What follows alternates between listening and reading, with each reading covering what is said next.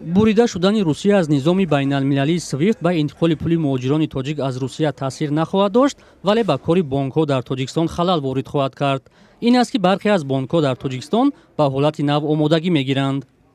дар қадами аввал яъне вақте ки гӯем ки тариқи ин низоми байналмилалии интиқоли маблағҳои SWIFT банкҳои давлати Русия банкҳои Русияро манъ намоянд, пеш аз ҳама гӯем ки масъалаи аввал мумкин бошад ки гӯем ки интиқоли маблағҳо ба давлатҳои ғарб, Иёлоти Муттаҳидаи Амрико, дигар гӯем баъзе масъалаҳои техникӣ пеш биояд.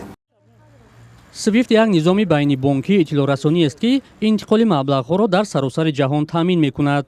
хабари қатъи кори он дар Русия ҳазорон нафар аз муҳоҷирон ва аҳли хонаводаи онҳоро нигарон кардааст. вале мудири додугирифт дар бонки Алиф мегӯяд, ин нигаронӣ ба ҳама рабт надорад.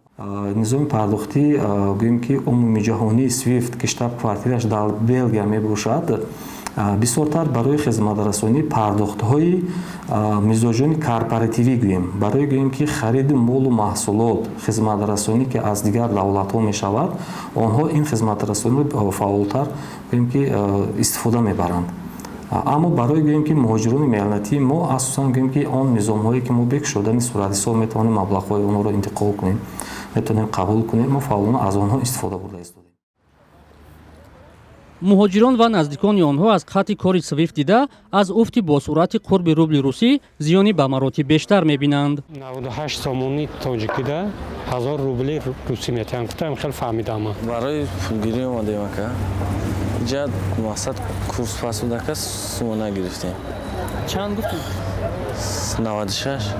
аз Россия отамон кард пеш 140-135 хеле буд. иқтисоди Тоҷикистон ба пули муҳоҷирони меҳнатӣ ки дар Русия ҳастанд сахт вобаста аст. тибқи иттилои ғайрирасмӣ беш аз 1 миллион шаҳрванди Тоҷикистон дар Русия кор мекунанд. онҳо дар нимаи дуввуми соли гузашта ба Тоҷикистон зиёда аз $750 миллион фиристода буданд.